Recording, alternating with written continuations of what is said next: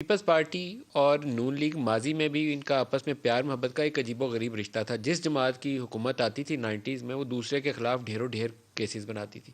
پھر وہ پہلی جماعت حکومت میں آ جاتی تھی تو وہ پہلے کیسز معاف ہو جاتے تھے.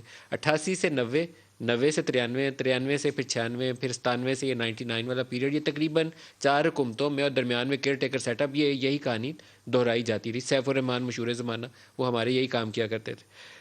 آصف علی زرداری اور شہباز شریف، وہ پیٹ پھاڑ دوں اور کیسے پیسے لاؤں گا، وہ بھی ہم نے ایک چیز اکٹھی کی ہوئی ہے. دکھائیے گا جی ذرا.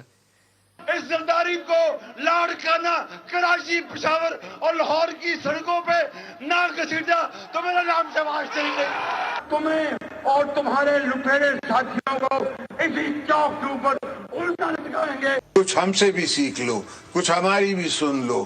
اب اگر ہم نے میاں کو چھوڑ دیا تو شاید اللہ بھی ہمیں معاف نہ کرے. قومی چور ہے، ایسے درندے کو برداشت نہیں کر سکتے کہ یہ دھرتی پہ بہت ناسور ہو چکا ہے، اب یہ دھرتی اس کو معاف نہیں کرے گی. یہ مولوی کو کیوں تکلیف ہو رہی ہے آج؟ یہ مولوی ضیاء الحق کی سیاست چاہتے ہیں.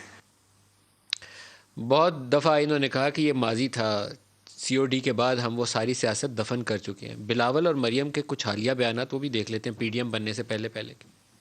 عمران زرداری بھائی بھائی، میاں صاحب آپ کیا چاہتے ہو کہ یہ ملک صرف آپ کی خواہشات کے مطابق چلے؟ ذرا میرے ساتھ مل کے نعرہ لگاؤ، عمران زرداری.